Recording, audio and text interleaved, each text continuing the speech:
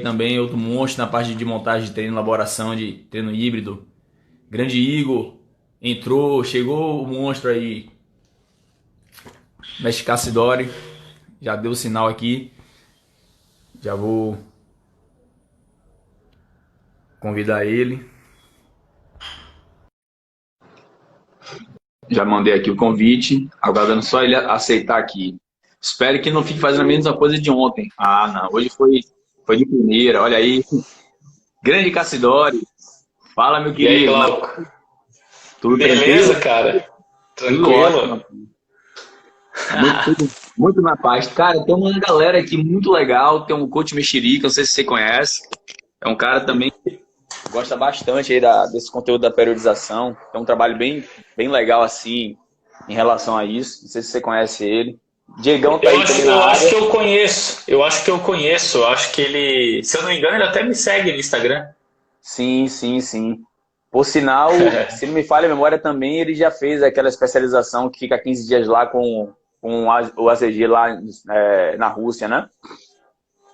É, eu acho que ele fez, né? Que É, é um curso de extensão universitária bem legal lá de 15 dias. Geralmente o pessoal faz em janeiro. É bem massa. legal. Muito bom. Bom, galera, quero abrir aqui oficialmente a live, né? Primeiro, quero dizer que estou extremamente lisonjeado por ter esse cara aqui no meu Instagram hoje para poder falar um pouco sobre essa temática. Eu não o conhecia há pelo menos uns 4 meses atrás, até que Diego fez uma live com ele, assisti uma live do cara e falei, velho, quem é esse cabra da peste, esse miserável? Aí fui olhar, e entenda, velho, esses termos é porque a gente usa isso na Bahia para poder falar que o cara é muito bom nas coisas que faz. Eu falei, esse Aham, miserável. aham. Aí fui olhar seu Instagram, olhei lá e comecei a ver. Aí olhei o YouTube do cara. Aí, meu irmão, você começa a ver e fala assim, velho, esse cara é uma enciclopédia humana, não é possível. O cara vai falar de VO2 máximo, o conceito, e faz 4 lives de 1 hora cada uma, no mesmo dia. O cara deu 4 horas para falar o que é VO2 máximo. Então, Aquela foi assim, legal, né? o cara tem uma experiência muito legal, galera, e assim, tem uma didática excelente para explicar, tá? Então, sem mais delongas, para não perder tempo com baboseira, eu quero dar as boas-vindas a Cassidori, cara, eu quero te agradecer mais uma vez. Queria que você agora se apresentasse, né? Falasse o que você faz e um pouco da sua história em relação à formação, né? Então, fique à vontade, a casa é sua, cara. Tá, beleza. Bom, vamos lá. Primeiramente, eu que estou muito feliz de fazer essa live com você. Você vê, eu vi uma live tua também. Um dia, se eu não me Sim. engano, você fez com o Evaldo. Aham, E eu acho que eu que puxei assunto, inclusive, com você. E daí que eu fui descobrir que você já tinha visto minhas lives também. aham. Eu achei isso muito legal, essa interação, porque eu admirei ali a sua fala ali, se eu não me engano foi com o Evaldo. E aí quando a Aham. gente conversou, você tinha falado, pô, eu já vi tuas lives também, pô, muito legal. E eu achei essa interação muito interessante. Mas enfim, né? Quanto à minha formação, minha história, bom, não é grandes coisas também, né? Eu sou professor de educação física, normal, né? Licenciado e bacharel.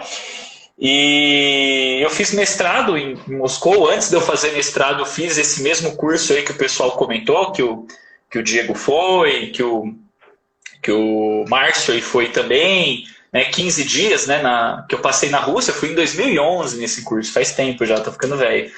Aí eu fui nesse curso, achei muito interessante, eu já sonhava em ir para lá. Na língua portuguesa eu já tinha lido todo o material de autores russos lá em 2010, 2009, quando eu ainda estava na graduação. E aí quando eu fui para o curso, para mim já foi assim, uma realização, um sonho ter ido lá conhecer a universidade, né? E aí eu vi que a Sim. universidade ela oferecia digamos assim, uma certa facilidade para os estrangeiros, né, para poder ingressar no curso de mestrado. Não é tão fácil de sair, mas é fácil de entrar, né, no mestrado na Rússia. Eu sempre falo brincando, né? Lembra? Não é tão fácil de sair quanto é fácil de entrar, né? Até para começar pelo primeiro ano, né, que é curso só de língua russa, né? Para aprender a falar russo já é complicado, já dá um bom trabalho. Então eu fui nesse curso, adorei, fiquei muito feliz, né? Porque eu fui com o professor Antônio Carlos Gomes, que é um grande parceiro e também um grande amigo. Aí o Antônio me ajudou ali a fazer os contatos tal com a universidade, mandar carta, convite, apresentação tal. Aí fiquei lá um ano para fazer o curso de língua, depois fiz o mestrado, né, concluí o mestrado, fiz a defesa de dissertação no tema sobre periodização em jogos esportivos, né, futebol, basquete, handebol, essas coisas. E aí depois eu comecei o doutorado, né, e daí eu concluí todos os créditos do doutorado, só que o doutorado eu estava fazendo à distância, né, fui para lá em 2015, 2016, concluí todos os créditos. Mas eu não fechei esse doutorado ainda, ele está trancado, eu posso retomar quando eu quiser. Só que eu só não fiz isso, na verdade, ainda porque eu não consegui fazer a minha tese de doutorado, não por questão de escrevê-la em si, mas por causa dos experimentos, porque lá na Rússia, eu até falo isso num vídeo que eu tenho no meu canal do YouTube, que eu falo, pessoal, assista lá, questão da escola russa, que as pesquisas elas sempre devem ser voltadas para o esporte de alto rendimento. Então, quando eu voltei para o Brasil depois do mestrado e comecei a fazer o doutorado, eu tive ali um pouco de dificuldade, porque financeiramente eu não estava tão bem, passei por um momento meio transitório assim na minha vida, tive que voltar ali a trabalhar como personal trainer e acabei ficando um pouco afastado do esporte de alto rendimento. Então não tem como eu coletar dados hoje para eu terminar, né, o doutorado, né? Então estou tendo que dar um tempo no doutorado. Mais para frente eu retomo isso. Então, basicamente essa é a minha história, né? E daí, nesse tempo aí também fiz algumas coisas legais, né? Eu participei de um livro, né, que escrevemos juntos ali, o Stephanie Dias, talvez você saiba quem que é também, um cara muito bom, que mora nos Estados Unidos, trabalha com preparação de atletas de MMA, também é professor na universidade lá. A gente fez um livro junto, nós, né, eu, ele, o Paulo, né, um amigo também, que também estudou na Rússia, e o professor Seluyanov, né, que é a lenda, que esse é foda, esse é embaçado, né, que é russo, que infelizmente faleceu há uns 2 anos atrás. Bom, mas enfim, eu participei desse livro, né, agora terminei de escrever 2 livros bem legais, que, assim, quando sair, pode ser que saia amanhã. Pode ser que saia amanhã e pode ser que saia daqui 15 dias, daqui uma semana. O pessoal da editora garantiu para mim que é esse mês. Né? Esse mês sai. Tanto que esses dias atrás eu até postei um videozinho no Instagram de eu recebendo a impressão do livro, só que sem a capa ainda. Que era só para eu dar visto em todas as páginas, para que eles possam de fato imprimir, né? Então, assim, tá tudo no jeito lá quanto a editora. Então, assim, pessoal que que acompanha o canal no YouTube, às vezes que vê as coisas que eu falo e quer ler o livro, é só esperar uns dias, de verdade mesmo, uns dias. Ele está pronto, não tem mais correção para ser feita, não tem mais nada. É só imprimir e botar no site. Eu tenho PDF, já reli para ver se estava tudo certinho. E tá bem legal. Então, lá tem bastante assunto, inclusive, o pessoal que se interessar pelo tema de preparação de atletas, vai ser muito legal. Eu fiz outro também de prescrição de exercício físico, né? Um pouquinho mais básico e tal, mas é bem legal também. Show de bola, Cássio.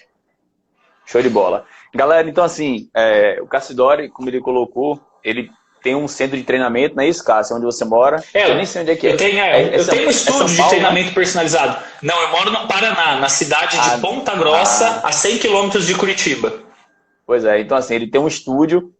O que eu acho muito legal, pelo menos assim, nas coisas que eu vejo dele, é que ele, de fato, coloca a ciência na prática, né? Não é só o cara que entende o conteúdo e não consegue transformar esse conteúdo em conhecimento, que é tornar ele prático e ver a partir dali os resultados. E dá pra ver que é notório que ele faz isso todos os dias, né? Ele testa os alunos dele, e isso que é muito legal. Então, eu convidei para falar de um tema muito legal, como eu falei agora há pouco, que é sobre os princípios da transferência e especificidade, que ele traz uma outra conotação para poder explicar isso. Que eu agora até sei qual o termo que você usa, né? É sobre as cargas, eu não lembro exatamente como é que você falou. Então, Cássio, queria que você entrasse nesse assunto já, eu acho que está todo mundo ansioso para poder você falar sobre isso. Queria que você explanasse isso agora para a galera. Tá, beleza, vamos lá. Bom, então, eu acho que é interessante, assim, para iniciar. Primeiramente, todo mundo sabe que, como eu estudei na Rússia, eu tenho, assim, um costume de citar muito mais autores russos, obviamente. Apesar de eu ter uma boa literatura, assim, ocidental e tal. E eu vejo o seguinte, ó, essa questão da especificidade é muito interessante, e às vezes quando eu vou falar sobre a opinião dos autores russos, assim, os autores russos clássicos mesmo, né, os grandes autores, quando eu falo isso não quer dizer que todo mundo na Rússia pensa desse jeito, mas digamos assim, é o que os grandes especialistas, né, aqueles consagrados pensam. Os russos, geralmente, eles não utilizam esse termo, princípio da especificidade, né? Nós, na nossa literatura brasileira, a gente vê isso de forma bem comum nos livros, princípio da especificidade. Nas aulas de treinamento desportivo na graduação, a gente sempre escuta, ó, princípio da especificidade, especificidade. No esporte tem que ter especificidade. E toda vez que eu falo que os russos eles não reconhecem princípio da especificidade, o pessoal fala, como assim? Então os russos são contra a especificidade? Eu falo, não, muito pelo contrário. Inclusive, os termos relacionados com os meios de preparação, né, o termo especial, né, você deve ter ouvido falar, preparação Sim, de força especial. Isso é um termo que os russos criaram, né? Preparação geral, preparação especial. Só que eles não usam o princípio da especificidade. Eles têm dois princípios que são muito parecidos, né? Um que eles chamam de princípio da especialização profunda, que é digamos assim, é um conceito que defende a seguinte ideia. Todo atleta, quando ele está ali ao longo do processo de preparação plurianual, ou seja, se olhar a carreira do atleta em muitos anos, desde criança até a fase adulta, é normal que haja ali um momento, talvez ali no início ou no meio da puberdade, que o atleta ele escolha uma modalidade que ele quer ser o atleta. Porque às vezes quando ele é criança ele pode treinar tudo, né? Você pega a criança lá na escola, joga basquete, joga handebol, joga futsal, faz atletismo à parte, faz natação, não sei o quê. Faz de tudo e aprende várias técnicas e tal. Só que o que acontece? Quando chega ali 12, 13 anos, ele acaba escolhendo um esporte porque é necessário. Porque para você chegar no esporte de alto rendimento, é necessário uma carga de treinamento voltada para aquele esporte muito alta. Então vamos dizer o seguinte, né, que vai arredondar números aqui, igual os próprios americanos falam. 10 anos, 10 mil horas, né, mais ou menos, de preparação voltada para aquele esporte para ele chegar no alto rendimento. Então, veja bem, a ideia de especialização profunda não quer dizer que o treinamento deva ser específico o tempo todo, mas que o atleta, por exemplo, que resolve, vamos dizer assim, ser um jogador de futebol, ele dedique a sua preparação para se jogar futebol, e não, por exemplo, para se jogar handebol ou para ser nadador, que são exigências completamente distintas, certo? Então, esse é o princípio da especialização profunda, ou seja, o atleta ele se destaca em um esporte. Tanto que hoje em dia no esporte de alto rendimento, você não vê atletas que se destacam em duas modalidades. Você não tem um cara que é jogador de futebol profissional e ao mesmo tempo atleta de atletismo. Isso não existe. Às vezes a gente até vê algumas questões dessa especialização, pequenas assim, formas de migração que até dá para entender por que acontece. Às vezes você vê um grande atleta de ciclismo, um grande atleta de natação, quando fica um pouco mais velho, migrar para um triatlo, por exemplo. Ou um jogador de futebol que muda a sua posição no campo de jogo. Só que assim, essas formas de transição, um ciclista, né, que faz corrida no velódromo de velocidade, migra para uma corrida de estrada, né? A forma de movimento, geralmente, ela tem muita semelhança, né? Então, o atleta, assim, ele consegue ter uma certa transferência ali, né, do esporte, né? Então ele consegue, porque tem alto grau de semelhança, mas em geral o atleta ele não consegue mudar para uma outra especialidade esportiva totalmente distinta. Por exemplo, você nunca vai ver um jogador de futebol ser um grande atleta de hóquei no gelo. Isso é impossível. Tá entendendo? Então é mais ou menos por aí, o princípio da especialização profunda. O outro princípio que fala sobre o termo, né, especial, especificidade, especialização, é um outro princípio que eles chamam princípio da unidade de preparação geral e especial. E nesse contexto, o que os russos defendem? Que tanto o que a gente chama de preparação geral, quanto aquilo que a gente chama de preparação especial, que são os meios, né, os exercícios gerais ou especiais, ambos, vamos dizer assim, se a gente olhar a nível macro, ambos têm a mesma importância. Não é um mais importante que o outro, ambos têm a mesma importância. Em determinados momentos, vamos dizer assim, num nível menor ali de análise, vamos dizer assim, perto de competições, distante de competições, um pode até pesar mais do que o outro. Mas, em geral, quando a gente olha para as grandes estruturas do processo de treinamento, preparação geral e especial, elas têm a mesma importância. Porque o que acontece? Há muito tempo já se sabe, há muito mesmo, muito antes do desenvolvimento aprofundado das áreas biológicas que estudam o esporte, ou da biomecânica e tudo mais. Muito antes disso, através da experiência prática de atletas e treinadores, já se sabia que se você treinar somente o específico, você estanca rápido. Você não consegue evoluir mais. Existe um certo limite. Então, é preciso utilizar a preparação geral como uma forma de você aumentar o potencial funcional do organismo. Eu sempre dou esses exemplos. Né? Você imagina um cara que joga futebol, por exemplo. Né? Sempre dou exemplo de futebol porque é o nosso esporte mais popular, né, no Brasil. Sim. Então, por exemplo, o cara joga futebol, se ele só jogar, ele vai chegar num platô de desempenho físico. E o que acontece? Às vezes, algumas pessoas vão dizer assim, ó, jogar futebol faz bem para o aumento da força muscular ou até mesmo da hipertrofia dos membros inferiores. Observe que os jogadores de futebol têm, né, o membro inferior desenvolvido. Só que o que acontece? Se você só jogar futebol, você chega a um nível que você não consegue mais ganhar força. E aí somente através, por exemplo, do treinamento de força propriamente dito, é que você vai conseguir crescer um pouco mais. No entanto, treinar força, fazer agachamento, fazer stiff, né? Ou mesmo que seja um treinamento de força um pouco mais específico, ali, mais parecido com a corrida, né? Uma tração e tal, isso não é jogar futebol. Então, quer dizer, às vezes você deixa um pouco de lado ali a especificidade máxima e aborda e trabalha ali uma outra abordagem, né? Algo mais voltado para o teu organismo, né? Pensando em parâmetros funcionais, né? Olha, quero melhorar minha resistência, eu tenho que achar uma forma de aumentar o volume sistólico do meu coração, de aumentar a quantidade de vasos sanguíneos em volta das minhas fibras musculares, aumentar a densidade mitocondrial. E para cada uma dessas mudanças é necessário, né? Existem certas exigências, certas demandas metabólicas, fisiológicas, bioquímicas que não são necessariamente causadas quando você faz o exercício propriamente dito, a prática esportiva propriamente dita. Perfeito. Então nem sempre a coisa que é puramente específica vai te trazer todos os efeitos. Da mesma forma que se você só utiliza o geral e não vem para uma preparação especial ou não utiliza exercícios específicos, você também não consegue ter grau de transferência nenhuma. Certo? Por exemplo, você pega lá na academia lá, o cara mais forte de puxada vertical, ou que faz o pull down bem feito. Se você botar ele na piscina contra um nadador, ele não tem chance nenhuma. O rendimento dele é pífio perto de um nadador. A não ser que ele seja também um nadador, né? Ele treina pesadão e depois fica mais forte para nadar. Mas em geral é por aí, né? Então, a gente sabe que preparação geral e preparação especial tem... assim, elas se encaixam, não tem mais importante e menos importante, elas podem ser mais ou menos importantes em determinados momentos, mas quando a gente olha numa visão mais macro, elas têm mais ou menos ali a mesma importância. Bom, então tem a especialização profunda e esse princípio, né, de unidade de preparação geral e especial. E o que eu enxergo nessa questão que a gente estava comentando sobre transferência, né?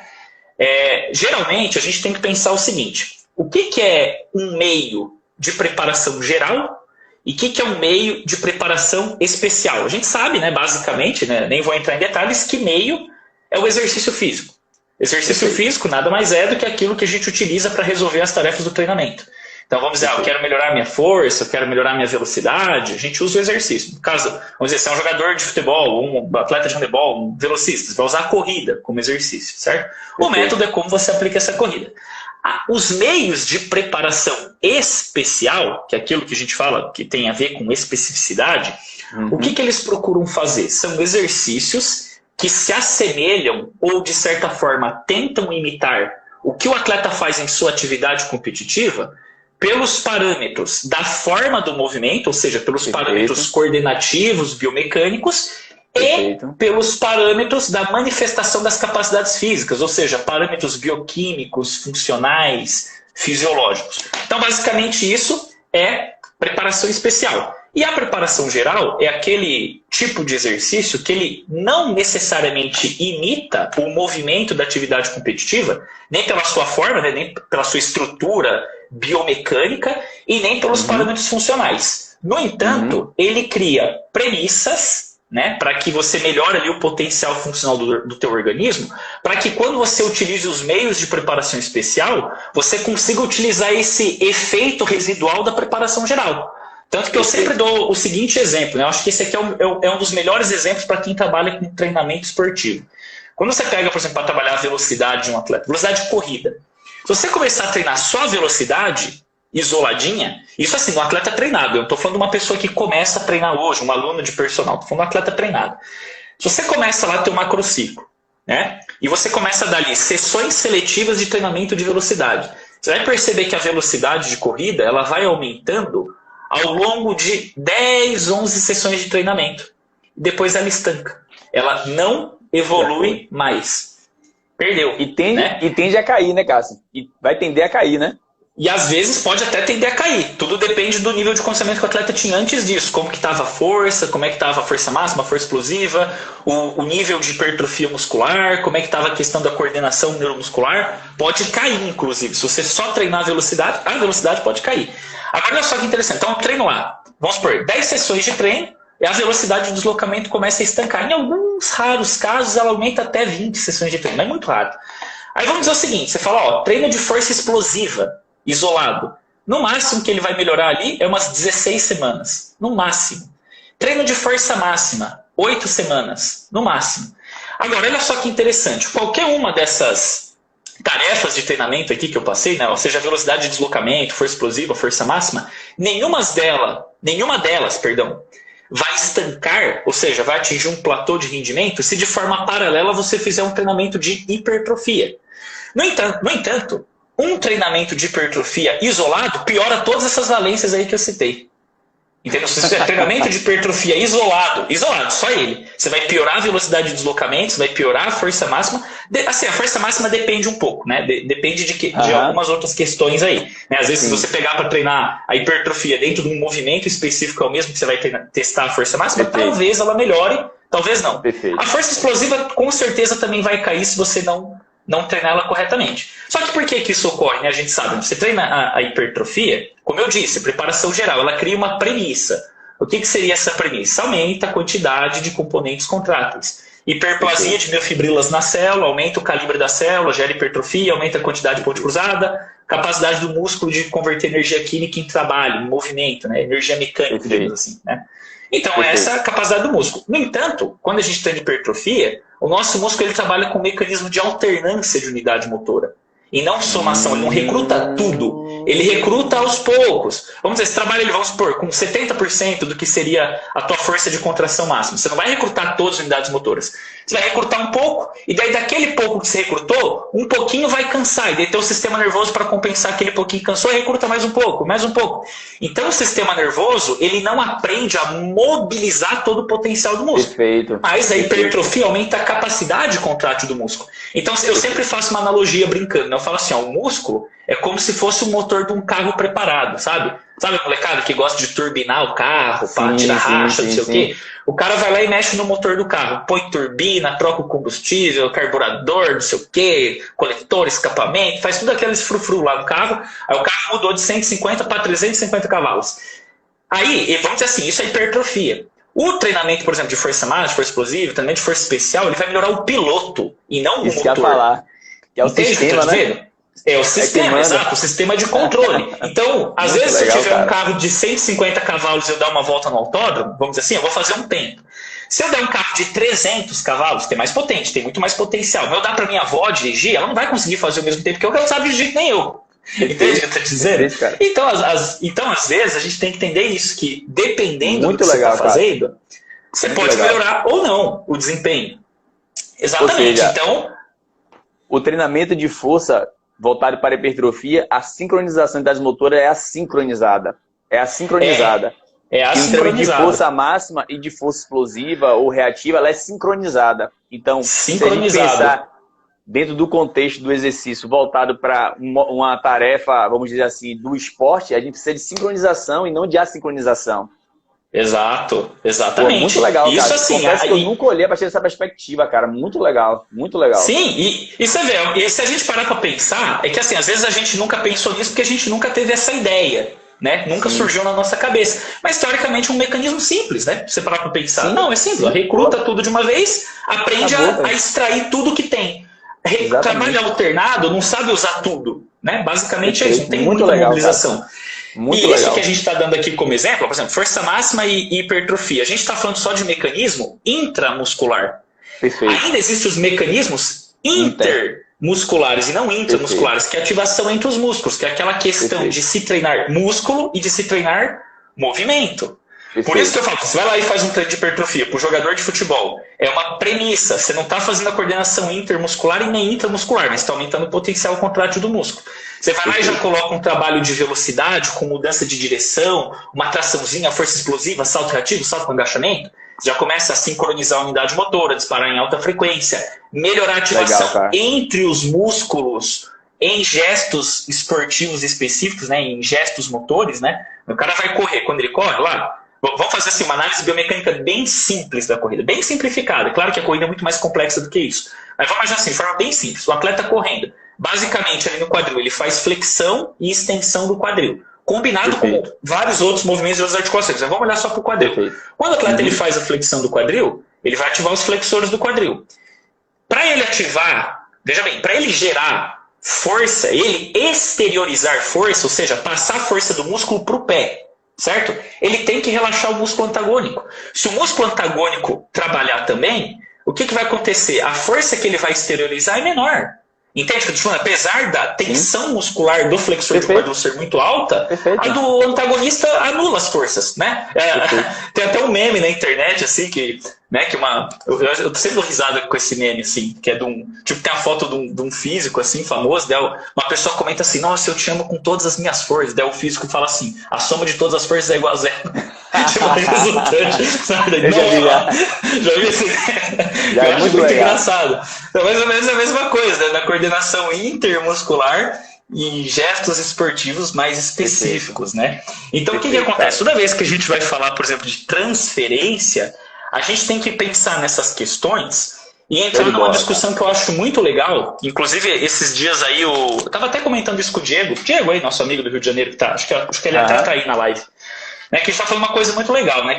Acho que ele tinha visto uma live que eu fiz sobre periodização com o Marcos, um outro colega, que também é do Rio, mas acho que ele está no Pará. E ele estava comentando, e eu estava comentando o seguinte com o Marcos, né? Que hoje em dia no esporte, toda vez que a gente vai falar de periodização, não tem como você periodizar racionalmente se você não olhar para a modelagem do esporte. Você tem que ter dados de modelagem. Então, o que acontece? Olha só, não existe receita pronta para falar qual tipo de treinamento gera maior efeito de transferência. Tudo depende da questão da modelagem. Por exemplo, às vezes você tem um atleta que a força explosiva dele está muito alta. Né? Vou fazer aqui vou até pegar uma citação do livro do Zatsiorsky, né? Que o pessoal gosta, Zatsiorsky, Ciência e Prática do Treinamento de Força. Né? Que ele dá um exemplo de um atleta que faz arremesso de peso no atletismo. Ele comenta, né? Geralmente esses caras aí tem uma força absurda, né? Faz supino com 220, 240 quilos. Geralmente, esse cara, quando ele vai fazer o gesto esportivo, ele consegue colocar na mão dele, né, contra ali a bola de ferro, né, contra o peso, ele consegue aplicar em torno de 50% da força máxima. Né? Então, vamos dizer assim, quando você olha a curva de força, né, ou seja, o crescimento da tensão muscular no tempo, a gente sabe que a ação é muito rápida, então não dá tempo dele atingir a força absoluta dele, né? Aquela força de supino. Então a curva começa a crescer, acabou o tempo do movimento, e a força que ele produziu no movimento é aquela para aquele tempo de movimento, certo? No crescimento da tensão muscular na curva de força. Aí o que acontece? Quanto mais você joga essa curva para a esquerda, é sinal que a tua força muscular explosiva está crescendo, certo? Então quando ela chega, por exemplo, a 50% do máximo, ela tende a atingir um platô. Certo? E aí o que você tem que fazer para melhorar a força explosiva? Você vai ter que melhorar a força máxima do indivíduo. E aí você vai ter que ver como é que seu atleta vai estar. Talvez o teu atleta ele reaja muito bem a um treino de força máxima propriamente dito. Por exemplo, muito peso, 2, 3 repetições, melhora a capacidade ali de recrutar unidades motoras, dispará-las em alta frequência e sincronizado. Né? Tudo aqui, tudo junto. Né? Coordenação intramuscular, ao pé da letra. Melhora ao máximo, potencializa ao máximo. Aí você melhora a tua força máxima. Mas, às vezes, esse atleta, nos seus treinos de força explosiva, por ser uma modalidade que o atleta empurra uma resistência pesada, né? É diferente, né? Você pegar a força explosiva do atleta que faz arremesso de peso no atletismo e do atleta que faz lançamento de dardo, que o dardo pesa 700 gramas e o peso pesa 7.400. Né? A exigência de força é diferente. Então, às vezes, esse cara, no próprio treino de força explosiva dele, que já envolve grandes cargas, ele tem pouco potencial adaptativo, né? Reserva adaptativa para melhorar essa coordenação intramuscular. Porque o próprio treino de força explosiva já meio que trabalha perto da força máxima. Ele vai trabalhar a força máxima e melhorar um pouquinho só. Entende? Às vezes esse cara vai fazer um treino de hipertrofia paralelo ao treino de força máxima e vai conseguir melhorar a força explosiva como consequência. Ou, pelo menos, vai fazer o treinamento de força explosiva voltar a ter resultado, que estava estancado. Certo? Perfeito. Então você vê que interessante, ó, não é necessariamente ali a hipertrofia em si, mas ela vai gerar um bom efeito para esse atleta.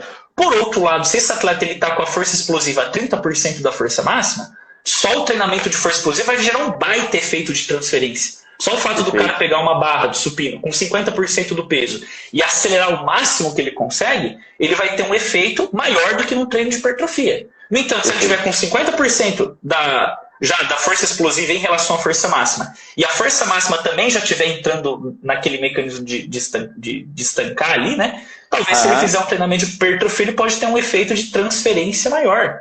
Entende? Perfeito. Mas assim, basicamente, né, isso que eu estou resumindo, né, que eu falo sobre a importância de modelagem, né, porque hoje em dia a gente discute muito, eu vejo assim, a gente discutindo muito nas lives que tem nessa época de pandemia, até mesmo em livros, discussões de especialistas, eu sempre digo, muita receita, ó, esse exercício aqui é o bicho, esse exercício aqui é o fera, ó, para o jogador de futebol tem que fazer esse exercício aqui. E eu nunca concordo com isso, sempre falo, você tem que analisar o que está precisando, o que está em deficiência, né? E aí você vai analisar e ver aonde que você tem potencial de melhora. Aí você começa a ver que a coisa acontece. É o universo à parte. Assim, vou pegar como exemplo, cara, assim, um vídeo que eu fiz ontem, né? Foi ontem, nem me lembro, acho que foi anteontem, que eu falei assim, eu vou postar 2 exercícios hoje que vai melhorar suas dores nas costas. Coloquei isso nos stories. Depois fiz um vídeo falando que, na verdade, não existe melhores exercícios para dores nas costas, porque depende de cada um. Um exercício pode ser ótimo para mim, pode ser péssimo para você, o mesmo exercício. Então, assim, e aí que entra a discussão, né, da evidência científica. Então, assim, a gente entende que a evidência científica, ela pega uma média e mostra que aquilo funciona. Só que, cara, quando você pensa em uma média, tem que levar em consideração também que vai ter pessoas que não vão responder bem àquela média. E aí que entra exatamente o primeiro princípio do treinamento esportivo, individualidade, cara. Individualizar. Exato. Sabe? Então, assim, a evidência, ela mostra pra gente um caminho, uma trilha a se seguir, mas não é um trilho. E o que eu vejo hoje na prática, muitas vezes, quando o cara vem com esse discurso, a prática é baseada em evidência, é que muitas vezes o cara tá sim pra evidência e não faz o que você acabou de falar, que é entender que tudo depende. Tudo depende. E outra coisa, geralmente quem tem um pensamento assim muito viciado nessa questão da evidência, e veja bem, eu não tô dizendo aqui que eu sou contra a evidência, muito pelo contrário. É isso. Aí, acho muito importante você estudar muito. Sim, é a mesma coisa. Mas assim, o que acontece? O cara que lê o artigo, acho que o cara nunca viu uma pesquisa ser feita, porque quando você faz uma pesquisa, você vai fazer o tratamento estatístico, a primeira coisa que você faz é excluir os pontos fora da curva. Sabe? Você pega lá um atleta lá, e daí você fez lá um protocolo de treinamento para melhorar o limiar anaeróbio. Aí você pega o que melhorou mais, o que melhorou menos, e você já corta eles da pesquisa. E se você é o cara que melhorou mais? Ou que melhorou menos? Entende o que eu tô te falando? Então existem essas nuances aí, né? Sim, então você tem que avaliar isso. Então, eu sempre digo o seguinte, o que é importante assim, para o treinador, o cara que trabalha, por exemplo, com esporte, ou até mesmo o próprio personal trainer e tudo mais. Eu acho que é muito bom o cara ter muito fundamento teórico, porque ele mesmo na cabeça dele consegue criar várias hipóteses, que ele mesmo vai testando. E isso assim, não é falta de ciência, muito pelo contrário, porque tudo que ele está testando é extremamente baseado em muito conhecimento científico. Sim, entende o que eu estou te dizendo? Sim, inclusive tem até uma discussão que eu levo direto aí com os colegas, eu já conversei isso muito com o Diego aí também, que está na live sobre treinamento de resistência. Não sei se você chegou a ver isso nas minhas lives lá que eu discuto muito com o pessoal, que eu falo sobre treinamento intervalado com acidez e sem acidez. Eu falo que com muita acidez pode ser ruim. E aí eu entro numa outra discussão que não tem nenhum artigo ainda que pesquisou isso. E eu já vi isso na prática esportiva baseado no conhecimento que eu tenho da parte de biologia. Toda vez que a gente vê muita acidez com estresse mecânico grande, por exemplo, exercício de corrida, tipo tiro de 400, tiro de 300, que arde muito, que pega, e que o estresse mecânico é muito grande, porque é aquele movimento de golpe contra o chão. Às vezes isso tende a piorar o potencial oxidativo do atleta. Ao invés de ele ter mais mitocôndria, às vezes ele perde mitocôndria. E às vezes até melhora o desempenho, mas às custas da força, não às custas do potencial oxidativo. E quando você pega isso, por exemplo, numa natação, num ciclismo, onde você empurra o pedal, onde você puxa a água, na natação nem tem a fase excêntrica, você está entendendo o que eu estou te falando? Onde os microtraumas são menores, um pouco mais de acidose é tolerável. Entende o que eu estou te dizendo? E eu percebo isso na prática visualizando. Eu vi alguns artigos que mostram, por exemplo, ó, na sinalização celular, você tem muito microtrauma, sinalizou para emitor, você vai inibir a MPK, e a MPK é importante para você, vamos dizer assim, remover as mitocôndrias ruins da célula, né? Porque quando a mitocôndria sofre estresse oxidativo, ela se divide em parte boa e parte ruim. A parte ruim tem que ser destruída pelo lisossomo. Mas quem liga, entre aspas, o lisossomo, é uma outra proteína que chama o LK1, que é ativada pela MPK. Se tiver microtrauma na célula, a emitor desliga, entre aspas, né? Desliga a MPK. Sim. Então, quer dizer, você não vai ter esse mecanismo tão bem feito. Né? E, além disso, a acidez pode trazer danos mitocondriais. Então, assim, tem várias premissas, assim. Aí você vai pensando, analisando, aí você aplica, daí você enxerga. E hoje, na minha prática, eu vejo isso claramente. Tanto que eu falo, assim, se sair um estudo sobre isso e confirmar isso, eu vou achar normal, tipo... comum, porque não é novidade, né? Analisando eu vejo isso claramente, sabe? E resultado de pesquisa mostrando isso. Eu cansei de discutir isso com meus amigos. Lá na Rússia, os caras sempre falam o seguinte: esqueça a acidez no treinamento de resistência, né? Falando, só que daí eles pegam pesquisa com muito atleta de atletismo. Entende o que eu tô te falando? Aí você pega, por exemplo... Não, e assim, os caras são unânimes. Não, a gente tem uns artigos aqui, ó, o limiar anaeróbio cai, 3 semanas melhora, depois piora. Você continuar dando treinamento glicolítico. Daí você pega a natação americana, é só treinamento glicolítico. E os caras vão embaixo. Entende o que eu tô falando? Daí você fala, pô, tem alguma coisa aí e tal. Daí você começa a pensar nas hipóteses e tal. Então, acho que o treinador, ele tem que ter muita criatividade também. É um talento do treinador entender que ele não é, assim, vamos dizer assim, um cara de um conhecimento. Ele é um sistematizador de conhecimento. Sempre falo, o treinador que sabe muito de bioquímica e não sabe nada de biomecânica não vai ser treinador, tem que ir para um laboratório trabalhar só com bioquímica. Não que saber bioquímica não seja importante, é extremamente importante. Mas saiba bioquímica, saiba um pouco de biomecânica, saiba um pouco de fisiologia, saiba um pouco de psicologia e vai integrando e entendendo a inter-relação entre essas áreas. Aí você começa a ter pensamentos mais claros, né? Isso assim, né? Você vê, isso é uma... Todo isso que a gente está discutindo é só para falar sobre isso que você comentou, sobre evidência, né? Ah, tem que ter evidência, não tem que ter evidência. É importante ter evidência, mas também tem que analisar a evidência. Isso. É exatamente isso que eu penso, Cássio. Eu acho assim, torna a frisar, a evidência, ela é uma trilha a seguir. Só que ela tem que ser somada a outras coisas. E é como você falou muito bem, o conhecimento teórico é baseado em evidência também. E quando você consegue pegar esse conhecimento teórico e criar um raciocínio com base na fisiologia, com base na biomecânica, isso é evidência. Isso é evidência. Exato. E ainda... você consegue... Pode falar. E aí, eu falo o seguinte, Não, eu ou você. Vai você. Vai você. Não, vai você. A gente falou ao mesmo tempo. Eu falei, ainda vou complementar o que você falou sobre conhecimento científico. Você falou conhecimento também é evidência. Não só isso. Veja bem, eu sempre digo o seguinte, quando você pega um artigo novo, a evidência que ele traz é informação.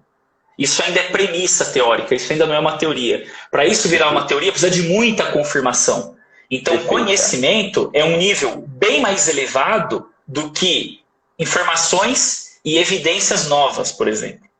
Entende o que eu estou falando? Então, se às vezes você pega uma informação nova, para aquilo se tornar um conhecimento propriamente dito, que vai para a prática e tal, é outro caminho. Você vê tanto que eu tenho até uma discussão interessante com alguns amigos, que eu falo sempre o seguinte, né?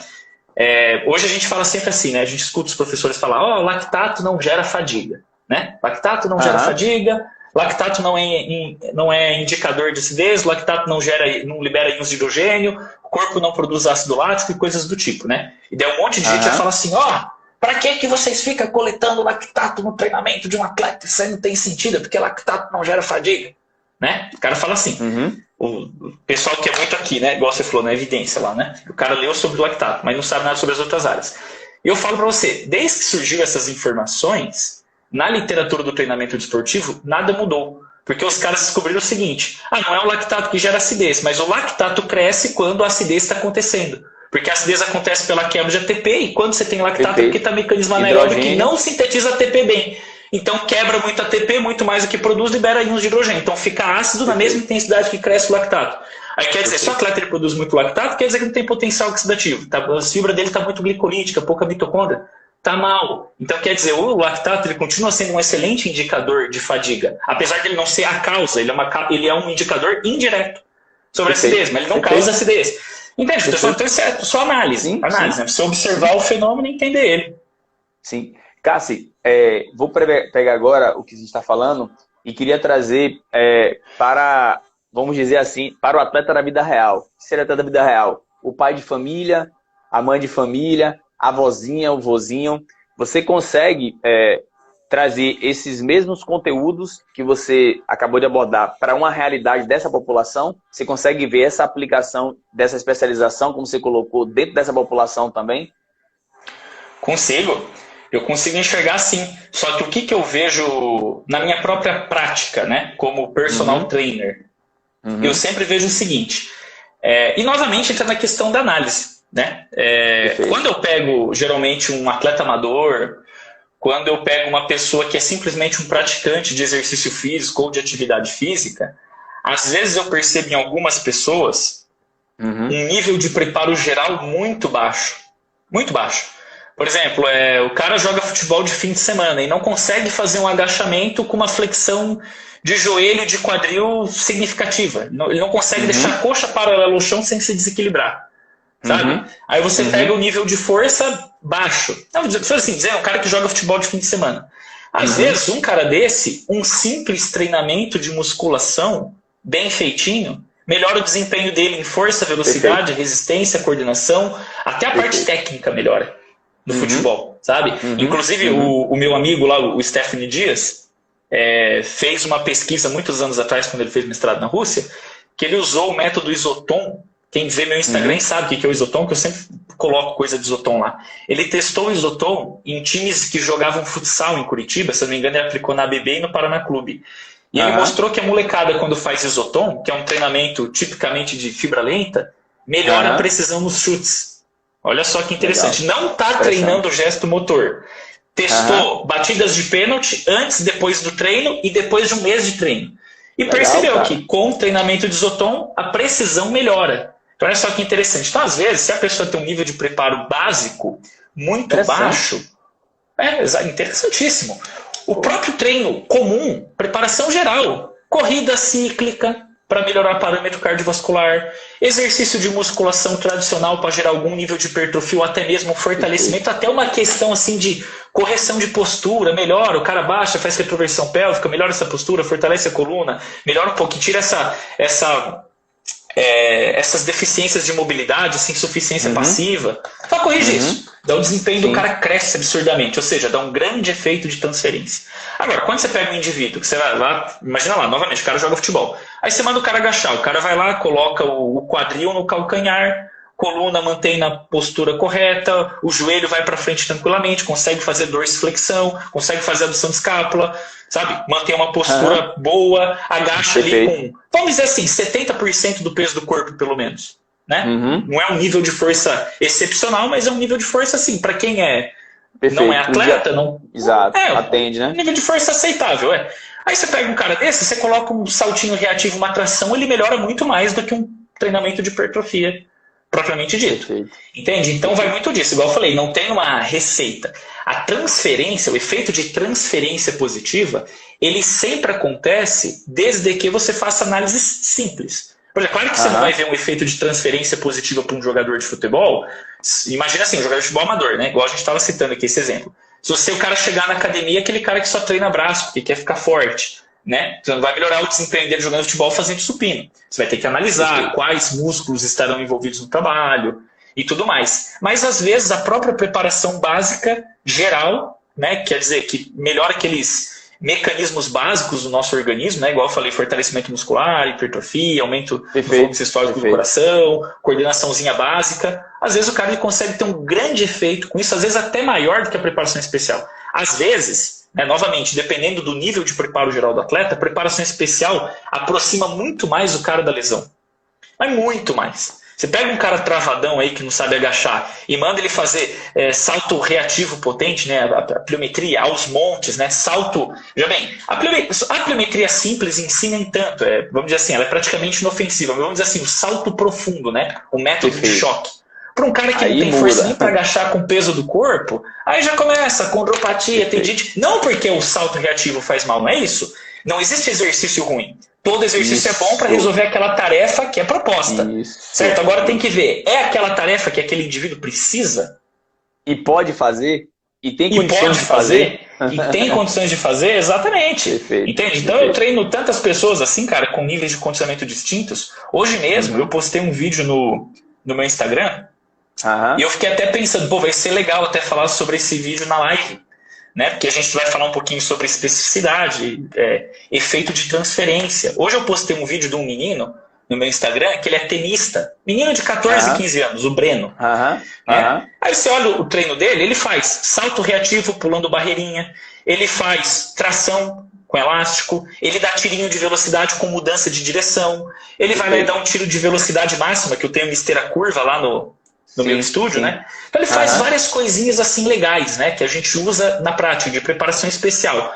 Só que paralelamente a isso, todo fim de semana, né? Na hora que eu tenho ali o domingo que ele descansa, eu dou um treininho de hipertrofia para ele, sabe? Trabalho um pouquinho a mobilidade como tarefa complementar. Então quer dizer, eu tento melhorar alguns parâmetros básicos, né? No caso, igual eu falei ali, mais funcionais, né? Melhora a flexibilidade, né? Comprimento das fibras musculares, aumento do número de sarcômeros. Melhora ali a questão do próprio tecido conjuntivo, né? Gera alguma hipertrofia em todos os tipos de fibra muscular, sabe? Quando é possível também faço algum trabalho para melhorar a parte cardiovascular, que é tudo criando premissa, sabe? Depois, quando a preparação especial vem, é que esse efeito é potencializado. Sabe? Se a preparação especial por si só não vai gerar um efeito tão bom. Se o cara tem um nível de preparo geral elevado, a preparação especial dá um efeito de transferência enorme. Se o cara tem um nível de preparo geral baixo, a preparação especial não vai gerar bom nível de transferência e ainda aproxima da lesão, sabe? Até pela própria especialização morfofuncional, né? Inclusive, outro menino que eu estou treinando agora, quer dizer, eu já treinava ele antes, só que agora ele foi treinar em outra cidade, agora ele voltou, né? Que ele tá com uma lesãozinha, ele veio treinar comigo aí até recuperar dessa lesão. Menino que joga tênis também. Tenista, né, faz aquela rotação do tronco, né, o dia inteiro. Há um ano atrás, a primeira vez que ele veio treinar comigo, um dia eu mandei ele fazer um stiff na academia, né, exercício básico. Aí eu já notei, né, que tinha muita insuficiência passiva. O quadril não subia, sabe, não conseguia empinar a bunda, né, fazer anteversão pélvica. Ficava travado. Eu falei, pô, esse isquiotibial tá muito travado. Aí daqui a pouco eu falei pra ele, ó, tira a camiseta aí, deixa eu dar uma olhada. Cara, na hora que o cara tirou a camiseta, uma escoliose, mas gigante. Um lado do quadrado lombar dele alto, de hipertrofiado, e o outro atrofiado e curto, puxando a coluna para o lado. Mas justamente por quê? Rotação, o dia inteiro. Então, quer dizer, era um atleta que através de meios de preparação especial não estava vendo evolução e ainda estava se aproximando da lesão. Ou seja, ele ia lá bater bola e não tinha o efeito esperado de bater bola, preparação especial, fazer exercício com elástico, bater com raquete mais pesado, não sei o que, não tinha o efeito que ele esperava. Aí ele foi para outra cidade treinar e lá ele encontrou novos professores, é porque ele trabalhou comigo só um pouquinho. Eu visualizei os problemas, mas não tive tempo de corrigir. E aí ele foi para essa outra cidade e ele começou a optar por outras estratégias de treino, muita preparação geral, utilizou o próprio Pilates como um complemento, sabe? Deu ênfase no alongamento. Cara, voltou essa semana, mandei ele tirar a camiseta, coluna retinha, musculatura harmônica, sabe? Mandei ele fazer um agachamento. Tudo, cara. Perfeito. Já faz a dorsiflexão certinho para conseguir agachar sem ter aquele quadril lá atrás com aquela inclinação excessiva do tronco para frente, sabe? Ele consegue ter aquela perfeição no movimento. Então, quer dizer, está longe da lesão e ele sempre fala assim para mim, Cassidori, fui para Londrina, que é outra cidade que tem aqui, né? Melhorei pra caramba. E aí eu falo, melhorou até pelos próprios efeitos de treinamento que nem são de tênis propriamente dito. Foi jogador de tênis também, né? Treinamento geral, entendeu? Porque tirou algumas deficiências que estavam limitando ele, que a própria preparação especial criou. Então eu sempre falo, ó, princípio do professor Matviev, unidade de preparação geral e especial. Unidade. Os dois é como se fossem um. Os dois têm a mesma importância. Então, o efeito de transferência do treino, ele tem uma dependência muito grande do que o atleta necessita mais naquele momento. Entendeu? Às vezes a gente vai ouvir assim, muitos mitos, né? Eu lembro assim, quando eu estava na faculdade, eu fui conhecendo assim, ao longo dos cursos que eu ia indo, né? Que eu sempre ia em muito congresso na época que eu estava na faculdade, né? Os caras falando muito sobre essa questão de especificidade. Na época eu trabalhava com futebol. Não, o jogador de futebol não pode fazer exercício aeróbio. Deus, o jogador de futebol só tem que fazer tiro curto, comando de direção, não sei o quê, salto reativo, força explosiva, pá. Eu lembro que eu ouvi aquilo e eu fui pegando, né? Na época eu fui. Daí até que eu tive, em 2008 ou 2009, não lembro, uma oportunidade de ver um curso do Platônovi, cara. O cara foi para São Paulo e fui ver o curso do cara. Eu comecei a ver que ele não tinha aquela pira do especial. Eu fui vendo assim as coisas que ele foi discutindo, eu falei, pô, mas isso aí bate mais com as coisas que eu leio no livro de fisiologia, e não com as coisas que eu leio no livro de treinamento esportivo. Mas não porque o treinamento esportivo está errado, ou a fisiologia é melhor, não é nada disso, né? Treinamento esportivo assim, vamos dizer assim, é um conteúdo científico que integra para melhorar o exercício e o desempenho do atleta, né? Só que às vezes tem autores, né, ou pesquisadores, professores, que seguem uma linha assim, muito, como que eu posso dizer assim, muito fechada, muito quadrada, muito dogmática sobre exercício especial e acreditar que existem exercícios ruins e exercícios bons. Não existem exercícios ruins e exercícios bons. Todos os exercícios são bons para resolver tarefas específicas. Igual eu falo, se o teu jogador de futebol é um jogador de Série A, sim, jogador de Série A. Se você pegar os parâmetros de um jogador de Série A, geralmente, um cara desse vai ter um volume sistólico de coração em torno de 160 a 170 mililitros, né? Então, o volume de ejeção máxima, ali na hora que o ventrículo esquerdo contrai, ele empurra para a aorta ali, né? Ali 150, 160 ml de sangue, né? Uma quantidade boa. Você vai calcular o débito cardíaco desse cara, vamos dizer assim, o débito cardíaco dele lá dá 190 batimentos, dá uns 30 litros de sangue, né? Aí você pega lá, hemoglobina. Dá até para calcular, que eu até fiz lá naquela live de VO2 aquela vez. Então, eu calculei tanto de oxigênio que o cara vai transportar. Então, por exemplo, você fala, legal. Se você pegar um jogador que você faz uma análise e você percebe que o limiar anaeróbio dele está muito perto do VO2 máximo, certo? E ainda você faz lá um exame com um cardiologista e percebe que o coração do cara é pequeno, às vezes um cara desse com um treinamento cíclico, aeróbio, de longa duração, que nada tem a ver com a prática de futebol, pode trazer uma consequência de uma melhora natural só pelo fato do cara praticar futebol. Dele ter aumentado o volume sistólico do coração. Ele tirou aquele limite do transporte de oxigênio que ele tinha, que o coração não dava conta de alimentar toda a massa muscular, aumentou o coração, agora aguenta, e o potencial oxidativo do músculo, se crescer, tem de onde extrair oxigênio. Entende o que eu estou falando? Daí você vê, nossa, um treinamento que teoricamente não tem nada a ver do ponto de vista da parte biomecânica com o ato de se jogar futebol, pode trazer um efeito muito bom. Entende? Então tudo tem que ser analisado. Deve cair logo. Galera, como ele gosta de falar, a gente vai sair e vai voltar, beleza? Pelo menos uns 15, 20 minutinhos para responder as perguntinhas. E salva a live aí para eu baixar, hein? Depois que eu vou postar no YouTube. Pode deixar. Então, daqui a pouco ele vai pedir para encerrar. Tô falando só que qualquer vai aparecer aqui o aviso, já tô te avisando para você saber. Pode continuar. Tá, beleza. Bom, tava falando do jogador de futebol, né? O efeito de transferência. Então, esse efeito de transferência, eu sempre digo o seguinte, o que a gente tem que analisar? Nós, enquanto treinadores. Quando você fala em músculo, você tem que analisar que grupamentos musculares têm a maior contribuição energética para aquela ação esportiva do seu atleta. Igual eu falei, você não vai melhorar o desempenho de um jogador de futebol fazendo supino. Né? Quando eu falo desempenho, eu digo corrida, velocidade, resistência a modalidade específica. Em si, né? A modalidade exatamente. em si. Então, assim, é claro que você vai ter que ter uma análise ali sobre a parte biomecânica. No entanto, né, quanto à questão dos próprios métodos de treinamento, né, eu pego lá um exercício, né, o meio. Peraí que caiu meu fone aqui. Um exercício de musculação, né, por exemplo, o agachamento ou levantamento terra, ou que seja o LPO. Entende? O método, como você vai utilizar, às vezes pode descaracterizar um pouco a preparação, não vai ser especial, né? Se eu fizer lá uma série de musculação até a falha, isso não é nem um pouco específico para jogador de futebol.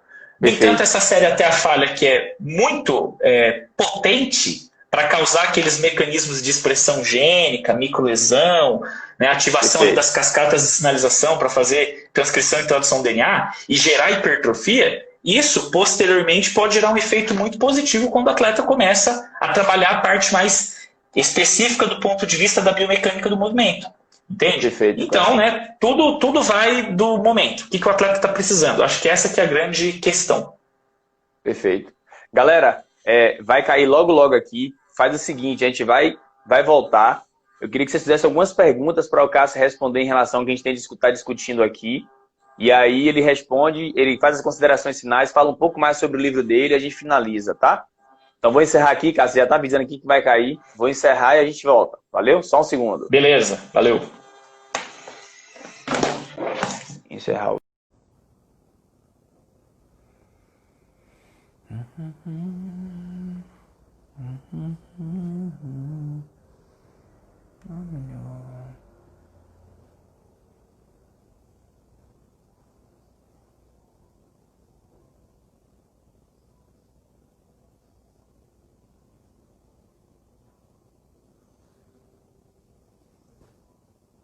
Galera começando a entrar aí. Galera, quem tá entrando aí, ó, já vai levantando as perguntinhas.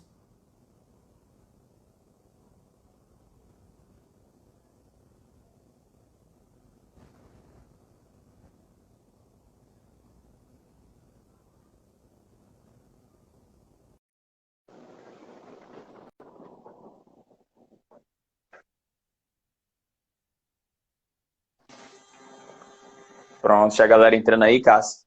Então, galera, enquanto ele tá, quem já está aqui presente, já manda aí umas 3 ou 4 perguntas para o Cássio responder. E aí ele fala um pouco mais sobre o livro dele. Só não fico mais porque 10 mil tem um compromisso.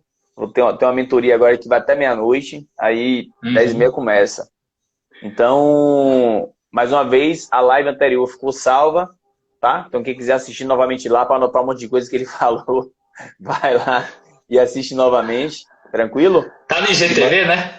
Tá no IGTV. Beleza, galera? Então, manda as perguntinhas aí. Tranquilo? E aí, Cássio, pode continuar falando se estava antes aí, enquanto a galera vai entrando. Eu vou ver o que a galera vai perguntar aí. Porque, assim, na verdade, eu tenho uma consideração só a fazer dentro de tudo que eu falei. Mas deixa só entrar mais um pouquinho, que eu acho que é importante a gente... O Cássio Doria falar sobre a influência do treinamento de flexibilidade na hipertrofia. Já respondo. Deixa Tranquilo. Só entrar, tipo, 20 pessoas só para fazer aquela consideração que eu queria fazer. Tranquilo. E essa já fica com uma primeira pergunta, né? A influência da flexibilidade na hipertrofia, Na hipertrofia, isso. Deixa a galera entrando, vou pegar uma água para mim aqui enquanto a galera tá entrando, rapidinho. Tá, vamos esperar aí.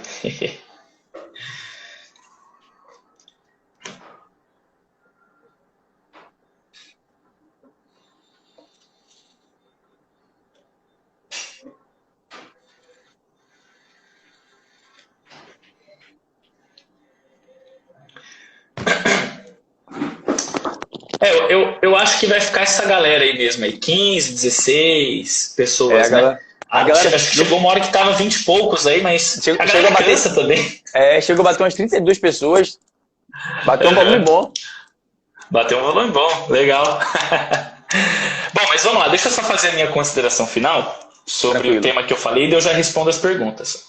Eu estava comentando, né, ao longo dessa live que é muito importante para o treinador ver a questão da modelagem no esporte para saber o que precisa ser melhorado. Certo? No entanto, o treinador, novamente, ele tem que ter uma visão muito crítica. Por que eu digo isso, que ele tem que ter essa visão muito crítica? Porque nem sempre os simples dados da modelagem vão te dar exatamente uma noção se aquilo que você quer melhorar no atleta vai de fato melhorar o desempenho. Vou dar um exemplo aqui para você. Imagina 2 atletas velocistas, corredores de 200 metros. De 200 metros. Eu vou dar aqui o exemplo. Bolt, né, recordista mundial de 200 metros, e o Johnson. Lembra do Johnson lá, o Pato, que era recordista dos 200 antes do Bolt? Tinha corrido, se não me engano, 19,32, o Bolt foi lá correr 19,30, depois 19,19. Vamos imaginar que esses 2 atletas eles estão na mesma época, certo? Eu acho que se o Johnson e o Bolt corressem na mesma época, o recorde de ambos teria sido mais baixo. Provavelmente o Johnson teria corrido para baixo de 19,30 e provavelmente o Bolt teria corrido ainda mais rápido. Agora, olha só, o Bolt é recordista dos 100 e dos 200. O Johnson dos 200 e dos 400. Então, quer dizer o seguinte, o Johnson, ele era um corredor que, apesar dele ter muita velocidade, ele também tinha uma boa resistência. Não é à toa que ele era recordista dos 400. E o Bolt era muito rápido, e como ele era tão rápido, mesmo com a perda de velocidade no final, ele ainda bateu o recorde nos 200. Então, olha só, um ganhava nos 200 às custas da capacidade contrátil de força, velocidade e potência, e outro tinha alto nível de força, velocidade e potência, mas era o diferencial dele a capacidade de se manter naquele nível. Perfeito. Por isso que era recordista de 400 também. O que acontece? Se eu comparar o Bolt, né, com o Johnson, e eu quiser corrigir os problemas do Johnson em relação ao Bolt, eu vou falar assim, ó, o Johnson precisa de mais potência. Certo? Aí eu vou olhar pro Bolt, eu vou falar, o Bolt precisa de resistência. Às vezes, se eu quiser melhorar a resistência do Bolt, olhando o dado de modelagem, pego lá o linear anaeróbio do Johnson, olho os dados antropométricos, morfológicos. Se eu tentar especializar o Bolt para melhorar aquela deficiência dele, eu pioro as maiores virtudes dele. Entende o que eu estou te dizendo? Perfeito, então, sim, quer dizer, perfeito. Quando um treinador ele olha para o seu atleta, ele tem que entender. Inclusive, até vi assim, que em algum momento aí alguém comentou, porque geralmente quando eu estou dando live eu me empolgo na fala, eu meio que não leio assim, o que as pessoas escrevem. Mas eu assim, meio que bati o olho assim, de relance, parece que alguém perguntou alguma coisa tipo assim, tem que treinar tudo junto, então? Alguma coisa assim? Né? Várias tarefas de treinamento ao mesmo tempo. Acho que foi Tom que falou isso aí. Foi um amigo meu, acho que foi ele que perguntou. Bom, sim, eu não vi. Mas, por exemplo, é sim muito importante resolver as tarefas do treinamento de forma paralela, desenvolvendo tudo junto ao mesmo tempo. Só que tem coisas que, às vezes, podem ter vamos dizer assim, orientações de cargas que são contraproducentes uma para outra. Entende? Elas têm uma concorrência muito elevada. Sim, entende o que eu estou te dizendo? Então, assim, e eu não estou dizendo que não possa ter essa concorrência. Você pode desenvolver duas coisas ao mesmo tempo. Por exemplo, posso desenvolver por exemplo, a capacidade aeróbica do atleta com exercício cíclico de baixa intensidade, baixo linear anaeróbico para melhorar o volume sistólico do coração e, paralelamente a isso, melhorar a força máxima e força explosiva. Dá para melhorar os dois. Só que eles melhoram muito devagar, porque eles vão brigando um com o outro. Se eu trabalhar só a força, ela melhora aqui. Se eu melhorar só a resistência, ela vem aqui. Se eu tentar os dois, elas melhoram aqui. Entende? Perfeito. Por exemplo, dá para eu trabalhar com corrente? Dá. Só que às vezes tem um atleta que a velocidade dele está aqui. E a capacidade de resistência dele está aqui. Tá uma diferença muito grande. Então, se eu tentar melhorar isso aqui, ó, isso aqui vai fazer isso. Entende? Porque isso aqui está num nível muito alto e isso aqui está num nível muito baixo. Então, às vezes, o cara ele tem que elaborar umas estratégias adequadas, né? Então, ele tem que quebrar um pouquinho a cabeça ali para elaborar a periodização do treinamento. Porque a modelagem, ela é, sem sombra de dúvida, vamos dizer assim, os dados objetivos que um treinador tem que ter para elaborar uma periodização. Tanto que eu sempre falo nas minhas lives que eu nem gosto do termo modelo de periodização, por diversas razões. Sim. E uma delas é que nenhuma periodização pode ser, vamos dizer assim, replicada. Entende o que eu estou te dizendo? Se você pegar, por exemplo, o livro de qualquer autor, vamos dizer assim, você pega o livro do Platônov, né, que é um cara que eu sempre cito. Ele vai lá e desenha um gráfico de periodização de um atleta de natação. Ele vai lá e defende a ideia. Se esse mesmo autor, esse mesmo Platônov, com os conceitos dele, se ele treinar um outro atleta dessa mesma modalidade, dessa mesma prova, ele monta diferente. Porque ele cria princípios, né? Vamos dizer assim, cara, ele tem um norte para se pensar como elaborar o processo de treinamento. Ele entende as leis que regem o processo de treinamento desportivo. Mas ele não copia coisa propriamente dita. Pega assim, ó, isso aqui é o modelo perfeito, isso aqui é o ideal. Olha aqui, ó, o exemplo perfeito do que tem que ser feito. Entende o que eu digo? Perfeito, então, sim, completamente. Esse é um... Cara, isso é muito legal ouvir isso de um cara que tem a sua experiência, né? No que diz respeito a não existe uma receita de bolo. Cada pessoa é uma pessoa e a gente tem que seguir princípios. É entender os princípios e aplicar os princípios de acordo com a necessidade. Ou seja, você vai ter um monte de ingrediente ali que serão os princípios e o bolo vai depender do que você queira comer. Se você quer comer um bolo de chocolate, se é um bolo de doce de leite. Então, de acordo com o bolo, você vai usar o ingrediente para ter aquele bolo. Logo, não existe uma regra, não existe uma receita perfeita. Cada um vai cozinhar de uma forma diferente, né? Isso é sensacional, cara. Eu vou levantar uma pergunta aqui do Diegão, seu parceiro Diego aí, meu parceiro também. Na sua visão, exercícios bem parecidos com o gesto esportivo, com o gesto esportivo é supervalorizado e deveria entrar em um momento específico na periodização e não direto como os treinadores têm feito, como os treinadores têm feito? Tá, já vou responder, Diego. Que eu tenho duas perguntas para responder, né? Da flexibilidade, a influência da flexibilidade no treinamento de força, né? Mesmo, tem essa e aí. Essa do Diego sobre a questão dos meios de preparação especial, né, digamos assim, ou pelo menos semi-especial, que são os exercícios mais parecidos com o movimento, utilizados ali de forma contínua pelos treinadores, né? Isso. Eu vou responder essas duas coisas. E antes eu vou fazer só mais um adendo aqui. Nossa, eu sou cheio desses. Só mais um. Né? Joga duro. Mas eu estava dizendo, né, que a gente está falando sobre essa questão, né, que não existe modelo pronto de periodização e que a gente tem que se basear em dados objetivos que a gente vê na modelagem. Antigamente, nos anos 60 e 70, os autores russos escreveram um conjunto de princípios do treinamento. O princípio da variabilidade das cargas, da progressão das cargas, o princípio da dinâmica ondulatória das cargas, ciclicidade para o certo treinamento, unidade de preparação já especial, vários. Depois dos anos 80 e 90, que estudaram a fundo a modelagem no esporte, que isso foi a fundo estudado nos anos 80 e 90, eles criaram um outro princípio, que chama princípio da inter-relação da preparação do atleta com a atividade competitiva. Então, quer dizer, para você montar uma periodização, você tem que entender que todo o conteúdo do processo de treinamento tem que estar relacionado diretamente com o que o seu atleta precisa melhorar. Muito na legal, atividade cara. competitiva dele, entendeu? Muito então, legal. Esse é um princípio fundamental. Então, se você treina sem ter essa análise, você treina errado. Tanto que eu falo, como é que você... Se eu chegar e perguntar para você, um judoca precisa fazer agachamento? Você vai dizer, vai. E um jogador de futebol precisa? Precisa. Um velocista precisa? Precisa. Eu posso passar o mesmo treino para os três, já que todos precisam? Aí você já começa a falar, tem problema nessas afirmações. Sim, por isso que eu falo, modelagem é importante. Agora, vamos para a resposta aí, porque, pelo amor de Deus, né? Se deixar, eu fico 3 horas falando. Primeiro, a questão da flexibilidade no treinamento de força. Eu vejo da seguinte forma, quanto a fazer alongamentos, vamos dizer assim, para complementar o treino de hipertrofia, vamos dizer assim, para potencializar a hipertrofia, fazer alongamento durante o treino. É uma questão assim, que tem lados positivos e lados negativos, digamos assim. Né? Porque o que acontece? Quando a gente trabalha o alongamento visando a melhora da flexibilidade, porque veja bem, o alongamento visando a melhora da flexibilidade, ele é muito mais longo.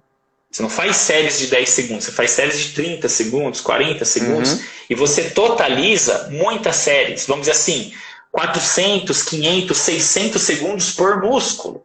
Caraca, certo? Isso é um treinamento de flexibilidade, certo? Para melhorar a flexibilidade do atleta. Tanto que é o que você vê bailarina fazendo, atleta de ginástica rítmica fazendo, né? Pessoas extremamente flexíveis. Nado sincronizado, eles alongam muito, eles param naquela posição e fica, certo?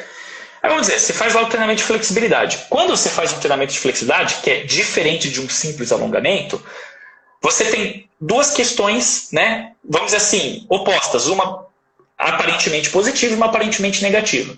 Vou começar pela negativa. Quando a gente faz muito alongamento, a gente gera ali um pouco de microlesão e isso atrapalha um pouco no desempenho momentâneo de força. Certo? Então a tua força declina e às vezes você não consegue fazer... exato, você não consegue fazer o exercício da maneira que deveria, vamos dizer assim, ter sido feito. Então o teu desempenho em força cai. Certo? Agora vamos falar das coisas possivelmente positivas, né? Em hipótese. Primeiro, quando você... trabalha com alongamento, esse dano estrutural somado a um treino de força, dano estrutural tanto das fases excêntricas lá da série de força, quanto dos alongamentos, mais o próprio estresse metabólico do músculo no treino que libera hormônios, né, respostas endócrinas, tudo isso pode potencializar, em hipótese, as cascatas de sinalização que favorecem a hipertrofia, certo? Porque você tem dano estrutural com alongamento. Certo? Então isso supostamente seria positivo para a hipertrofia. Outro ponto positivo é o seguinte, por mais que as pessoas às vezes não queiram reconhecer, conforme a tua flexibilidade melhora, a tua qualidade de movimento melhora, certo? E o teu treino fica melhor, digamos assim. Né? Eu sempre digo o seguinte, imagina o efeito de uma série de agachamento. Numa pessoa que faz o agachamento pela metade e de uma pessoa que faz o agachamento até o talo. Completamente diferente. O efeito hipertrófico de uma série da pessoa que consegue fazer o agachamento completo é maior do que 2, 3 séries de uma pessoa que faz 1/4, 1/2 agachamento.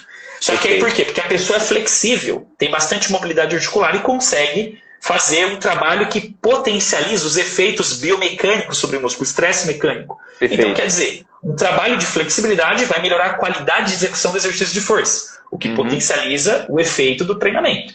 Certo? Perfeito. Os danos causados pelo alongamento podem, talvez, gerar podem auxiliar na questão da cascata de sinalização voltada para a hipertrofia. Agora, os danos estruturais promovidos pelo alongamento, de imediato, causam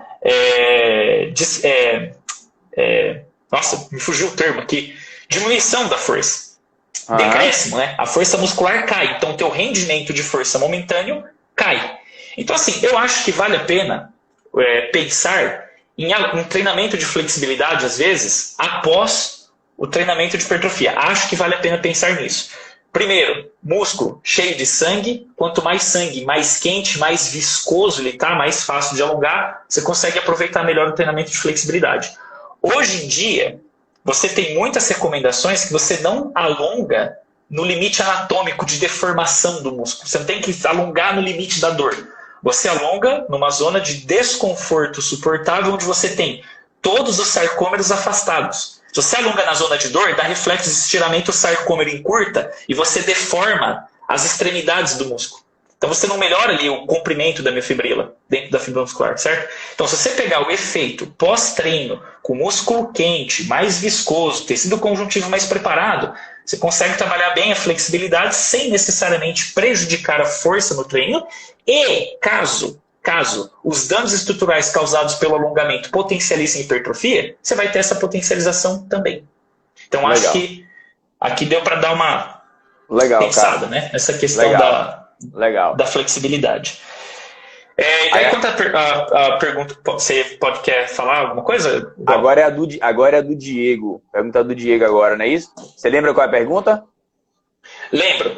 Lembra? Ótimo. Deixa eu ver se tem mais alguma aqui. Comentando sobre movimentos bem parecidos com gesto esportivo, né? Isso, foi isso que ele comentou. Bom, então, o que acontece? Eu vejo da seguinte forma. Quando a gente pega na prática do esporte, obviamente que nós não podemos generalizar, não são todos. Tem grandes técnicos altamente capacitados, altamente estudiosos. Altamente. Só que assim, o que a gente percebe na maioria dos casos? Que grande parte dos técnicos no esporte, quando eu falo técnico, eu estou dizendo aquele treinador que só mexe com a parte técnica e tática do atleta. Né? Às vezes você pega lá um treinador de um lutador de jiu-jitsu, um cara que é faixa preta de jiu-jitsu lá e treina o outro atleta para competir. E o cara às vezes nem tem informação, ou mesmo se tem informação, mas não se interessa muito pelo assunto, ou um técnico de futebol, ou um técnico de tênis. Às vezes o que esse cara vê? Ele vai pela experiência prática dele e ele vai vendo em alguns atletas um grande efeito do treinamento de preparação especial. Um grande efeito, porque se ele pega um atleta que está nas condições para a preparação especial dar resultado, vai ter resultado. Claro, exatamente. Se ele pega um atleta que não está em condições da preparação especial ter resultado, não vai dar resultado. E aí ele vai, fiz tudo que fiz, mas o cara não evoluiu. Fazer o quê? Entende? Então o treinador técnico no esporte, se ele não estudar a fundo essas questões, ele vai meio que viciando nisso. Na preparação especial. E qual que é o problema? Isso até entra numa questão da discussão da periodização. Eu até tive com o meu amigo Marcos lá atrás, né, que eu fiz uma live com ele sobre periodização no atletismo nas provas de velocidade. Que a gente estava discutindo o seguinte: existem abordagens de periodização que priorizam por um volume de treinamento linear, sempre igual. Vamos dizer assim, microciclos, mesociclos quase que padronizados, sempre com preparação especial para o atleta estar sempre pronto para competir. Para atingir esse objetivo dá certo, você consegue competir bem o tempo todo. Até porque tem atleta que dá para ele treinar preparação especial o ano inteiro, porque ao longo do estágio, veja bem, do estágio de 10 anos ali de formação da maestria esportiva, quando o atleta ainda não era profissional e depois ele se tornou profissional, nesses 10 anos ele treinou certo. Então ele tem uma boa base fisiológica, funcional, morfológica, tudo bem organizadinho, musculatura equilibrada. Se ele usa a preparação especial direto, ele não se machuca, certo? E ele mantém um alto nível de rendimento o tempo todo e compete bem o tempo todo. No entanto, esse atleta ele nunca vai atingir o máximo dele com a preparação especial de forma contínua. Então, exercícios semi-especiais ou especiais aplicados de forma contínua garantem um bom rendimento contínuo, mas não garantem um rendimento máximo. Porque se o atleta quiser ter um rendimento máximo, ou seja, superior àquilo que ele teve no ano anterior, ele vai ter que melhorar alguns mecanismos fisiológicos, morfológicos, funcionais do organismo dele para aumentar o potencial locomotor e transferir para a prática esportiva. É inevitável, não tem como. Chega uma hora que se você quiser melhorar a força do cara, vai ter que ter um pouco de hipertrofia, porque a coordenação neuromuscular já está máxima. Entende o que eu estou falando? Sim, Mesma coisa, pega lá um atleta de tênis, né? O cara vai fazer aquele movimento de rotação. Vai ter um momento ali que a força na perna vai ter que melhorar para gerar o quadril mais potente, para potencializar o momento de rotação ali, para ele transferir mais energia. Entende? Então não tem como. Se o cara ficar só no gesto específico, ele vai estancar. Ele vai ficar assim, bem, nunca no máximo, mas bem o tempo todo. No entanto, caso ele não tenha tido aqueles longos anos de preparação geral bem organizada, é bem possível que nesse caso, esse atleta que tem na sua preparação especial se aproxime da lesão. Caso ele tenha tido uma boa base, o que é muito difícil, aqui no Brasil principalmente, caso ele tenha tido uma boa base, ele vai virar um atleta daquilo que a gente chama atleta de esporte comercial, que é um atleta que tem um nível de rendimento alto, é alto rendimento, é um atleta profissional, tem resultados de nível internacional, mas não é um cara que vai bater recorde mundial em Jogos Olímpicos. Entende? Ou ter uma apresentação de gala num campeonato principal, né? Vamos supor, você pega um tenista lá, nos principais torneios, né, do ano, aqueles 3 ou 4 torneios ali mais importantes, né, o Roland Garros, entre outros. O atleta tem um rendimento ali, ele vai ter que organizar o treinamento para ter esse rendimento. Sabe? A não ser que ele seja muito melhor do que os outros. Então 90% dele é melhor que todo mundo. Que é raro também no esporte, né? Eu fiz esse mesmo exemplo na live com o Marcos, né? Falei, o Bolt podia fazer sua preparação especial de forma contínua, não estar a 100% do seu máximo, que ele, 90%, continuava sendo campeão olímpico e mundial e participava de competições o ano inteiro, ganhando milhões de dólares, milhões de dólares, milhões de dólares, milhões de dólares. Tem atleta que se tenta passar por essa abordagem, dá merda, dá cagada. Por exemplo, Renaud Lavillenie foi tentar ganhar milhões em ano olímpico em 2016, se ferrou na Olimpíada, não conseguiu o seu melhor desempenho, e o Thiago Braz, nosso brasileiro, conseguiu o seu melhor desempenho através de uma atividade competitiva e de um processo de preparação otimizados visando esse rendimento máximo. Entende? Legal, então essa questão da preparação especial depende disso. E quanto ao gesto, né, que o Diego comentou, né, o gesto esportivo parecido, né? A gente sempre tem que lembrar de uma coisa, que é uma live que eu também discuti com o Diego, até porque o Diego é um grande admirador e eu diria assim, até fã, eu também sou fã, eu não tenho vergonha de falar isso, do Verkhoshansky, né? Especialista russo. Verkhoshansky é autoridade no treinamento de força no esporte, né? E a gente estava comentando o seguinte, que quando você olha para um gesto esportivo, você não tem que analisar só se estruturalmente ele parece com o movimento, né? Porque por exemplo, não sei se você já viu que eu comprei um aparelho esses dias aqui no meu estúdio, que ele é um conezinho, inercial. Aquele aparelho, para você treinar um judoca, ele é perfeito. Mas para você fazer um movimento de um tenista ou de um boxeador, já não é. Porque ele pesa muito. Então, por mais que você imite o movimento, o regime de trabalho não é igual. O Diego vai lembrar que a gente discutiu lá explosivo balístico, explosivo isométrico. Então, quando, por exemplo, a resistência é muito grande, o nível de força é muito alto, você imita o movimento explosivo empurrando grandes cargas. Um exercício desse dá muito efeito, por exemplo, para um cara que faz arremesso de peso. Aí você pega para um cara que faz lançamento de dardo. Se você botar um cara que faz lançamento de dardo num crossover de academia, botar lá 30 quilos e mandar ele fazer o movimento, ele vai ficar fazendo, vai ficar com dor no ombro e não vai melhorar o desempenho em porra nenhuma.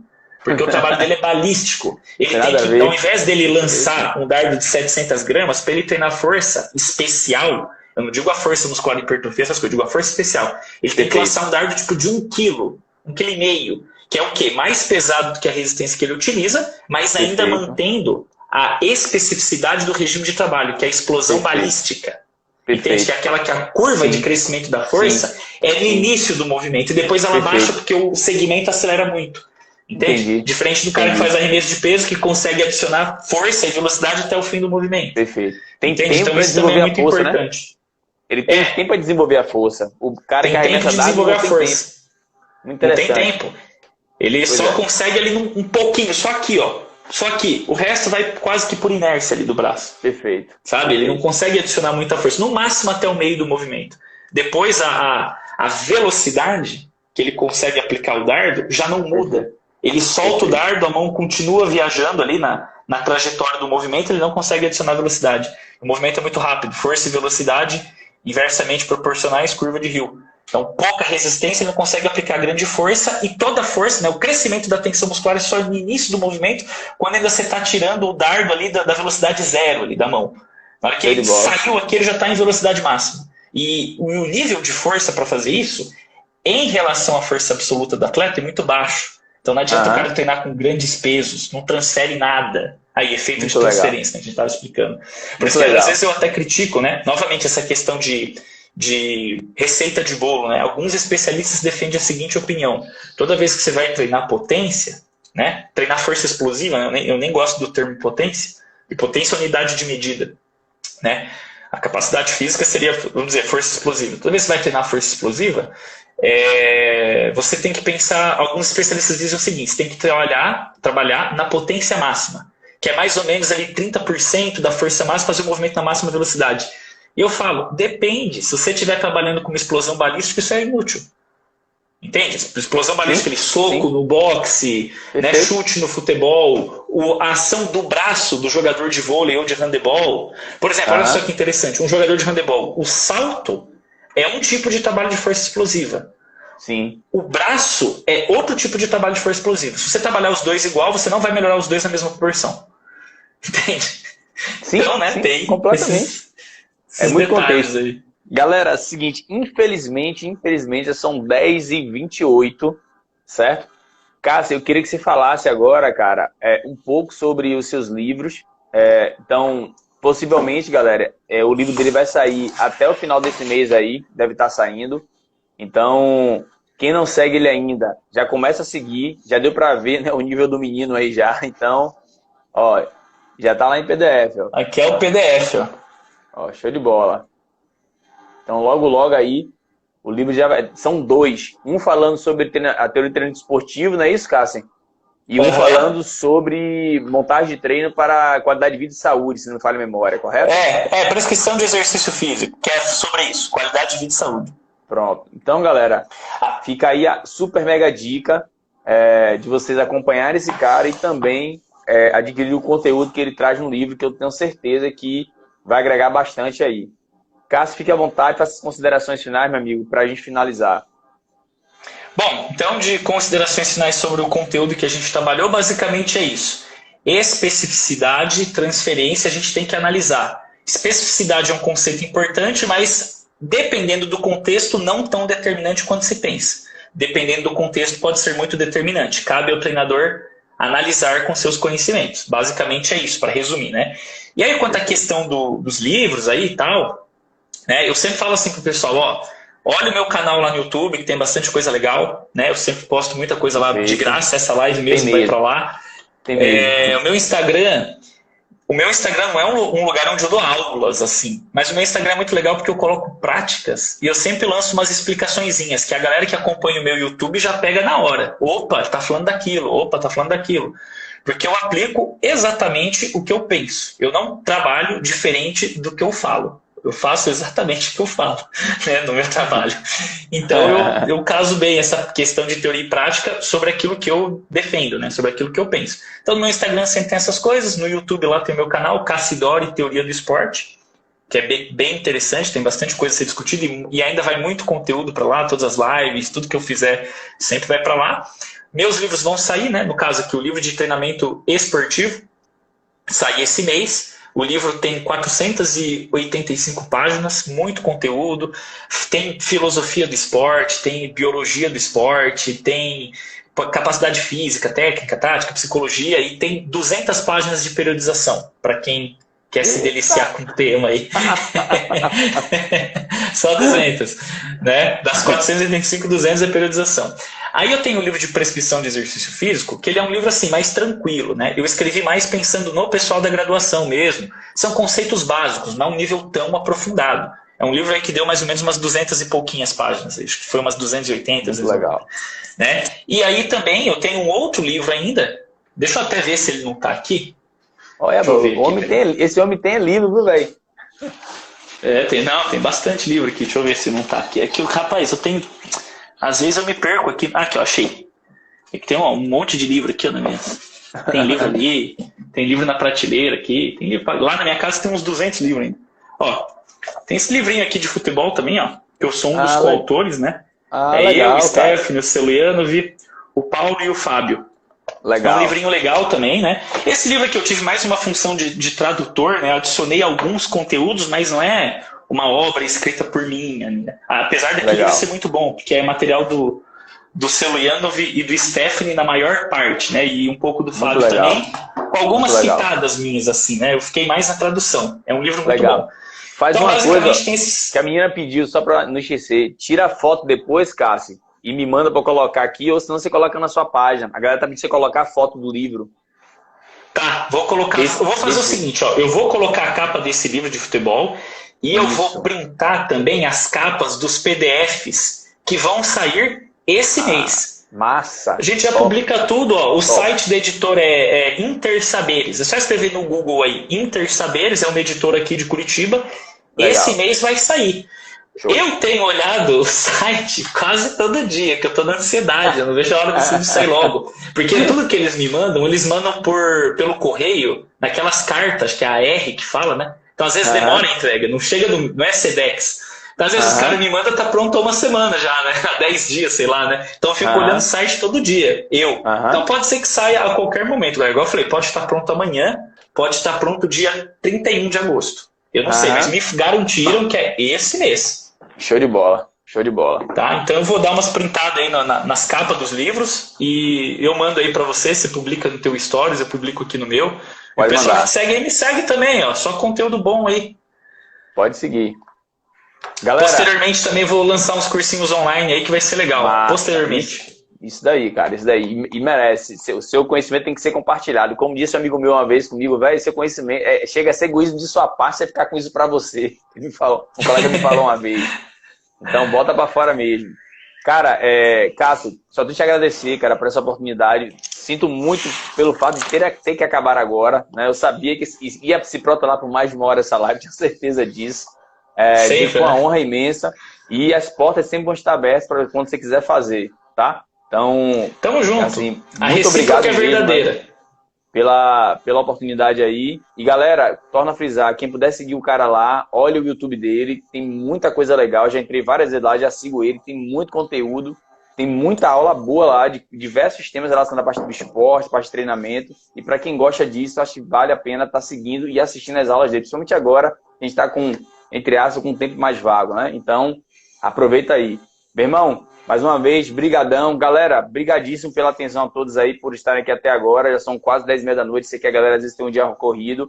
E fico feliz por ter batido aí quase 33 pessoas na live. Ou seja, de fato as pessoas estavam a fim de ouvir sobre essa temática. Cássio, meu irmão, forte abraço. Fica com Deus e até breve. Até breve, cara. Até mais. Foi muito bom. Valeu, galera. Valeu. Falou. Tchau. Tchau. Salvar.